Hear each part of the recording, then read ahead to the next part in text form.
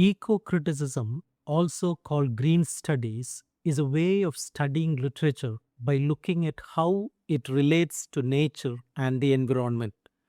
Glotfelty defines it as the study of the relationship between literature and the physical world. This approach began to develop in the late 1980s in the United States and in the early 1990s in the United Kingdom. Since it is still a growing field, it does not yet have fixed methods or rules like older literary theories. In the United States, eco-criticism became established mainly through the work of Glotfelty, along with Harold Frum, who edited an important collection called the Eco-Criticism Reader, published in the 1996. She also helped found ASLE, the Association for the Study of Literature and Environment, in 1992, which gave the movement an academic base. The organization later started its own journal, ISLE, in 1993. Even with these developments, eco-criticism has remained somewhat outside the mainstream of literary studies. The term eco-criticism itself was first used by William Rocket in 1978, though it did not become popular until later.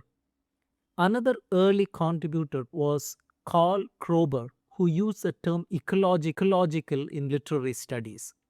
The word gained wider use after a 1989 conference of the Western Literature Association, where Glotfelty promoted it as a name for studying nature writing. American eco-criticism often focuses on writers like Emerson, Margaret Fuller, and Thoreau. These authors, known as transcendentalists, wrote about nature as a powerful and spiritual force. Emerson's work Nature, Fuller's Summer on the Lakes, and Thoreau's Walden all explore the idea of connecting deeply with the natural world and finding meaning in it. In the United Kingdom, the same approach is often called green studies.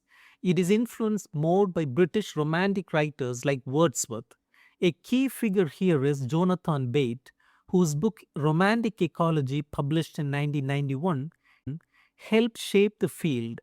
Another important influence is Raymond Williams, whose work The Country and the City examines the relationship between rural and urban life. There are some differences between the American and British approaches. American eco-criticism tends to celebrate nature and focus on its beauty and spiritual value. In contrast, British green studies often warns about environmental damage caused by industries, governments, and colonial practices. Overall, both terms refer to similar ideas, but they reflect slightly different traditions and concerns. Eco-criticism or green studies mainly focuses on the relationship between culture and nature. One of its most important ideas is that nature is real and exists outside human language and culture. Many other literary theories argue that everything is socially constructed, meaning that reality is shaped by language, culture, and human ideas. But eco-critics strongly disagree with this. They believe that nature is not just an idea or concept, it is something physically present, something that affects us and can also be damaged by human actions.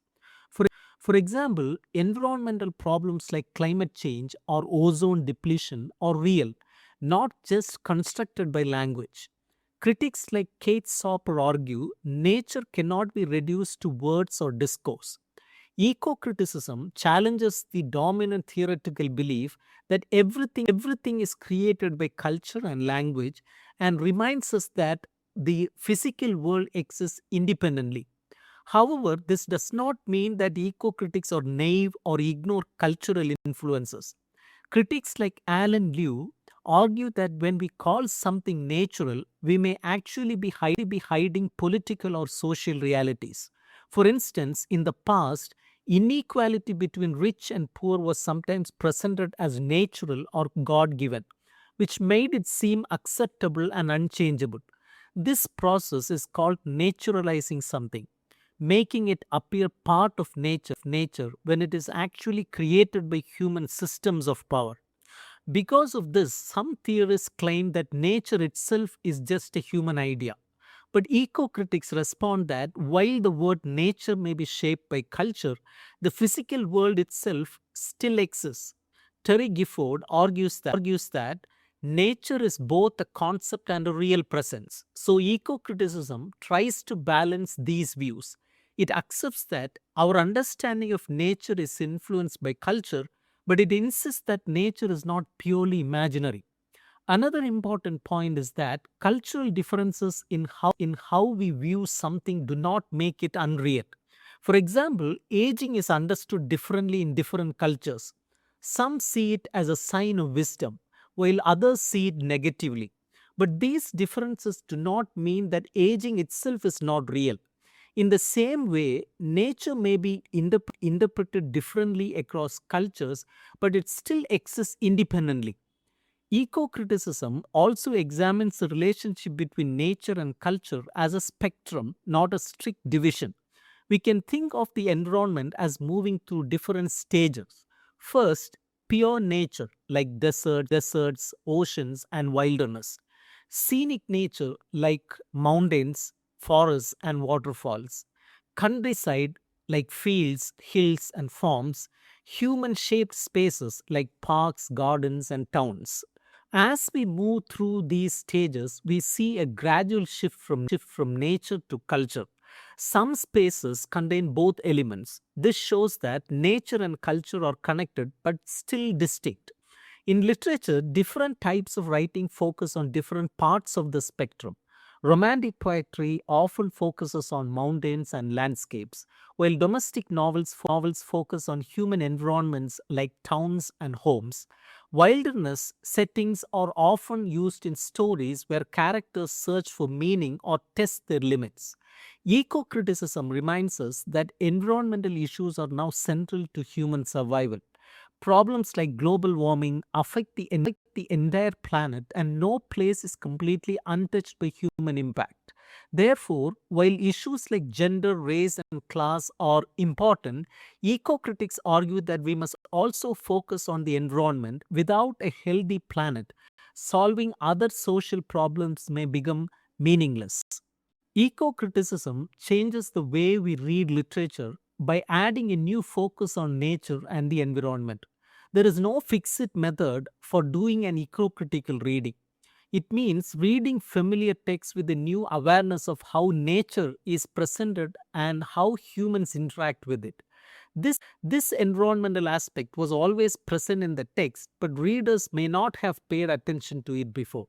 For example, in King Lear, an eco critical reading looks at more than just the characters and their emotions. It also examines the natural world in the play. At the beginning, when King Lear divides his kingdom among his daughters, he is not just dividing land as an idea, he is dividing real landscapes with people, fields, and communities. This act shows human control over nature, treating land as something to own and distribute. The storm in the play is another important example. Traditionally, it is seen as a symbol of Lear's inner confusion and madness. However, eco criticism reminds us that the storm is also real weather. It represents the power of nature which exists beyond human control.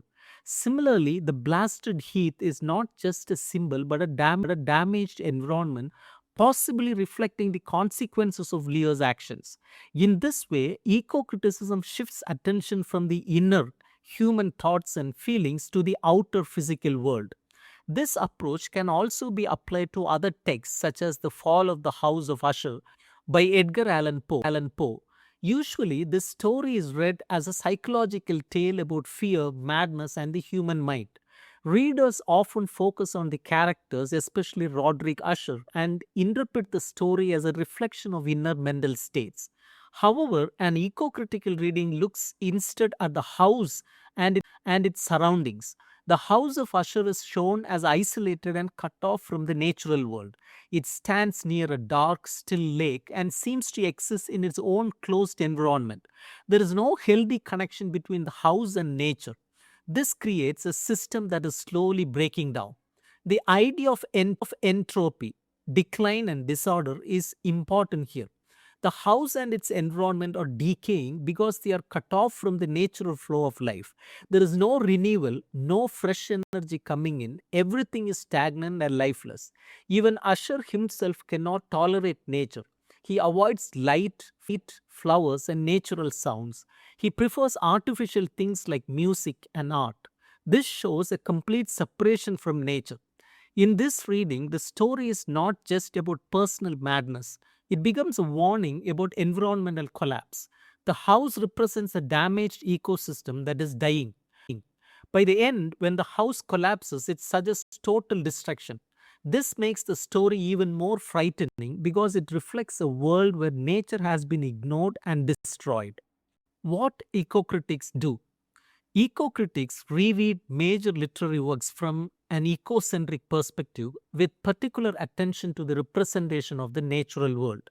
They extend the applicability of a range of ecocentric concepts using them of things other than the natural world, concepts such as growth and energy, balance and imbalance, symbiosis and mutuality, and sustainable or unsustainable uses of energy and resources. Eco-critics give special canonical emphasis to writers who foreground nature as a major part of their subject matter, such as the eco-criticism. Eco-critics extend the range of literary critical practice by placing a new emphasis on relevant, factual writing, especially reflective topographical materials such as essays, travel writing, memoirs, and regional literature. They turn away from the social constructivism and linguistic determinism of dominant literary theories, with their emphasis on the linguistic and social constructedness of the external world, and instead emphasize ecocentric values of meticulous observation, collective ethical responsibility, and the claims of the world beyond ourselves.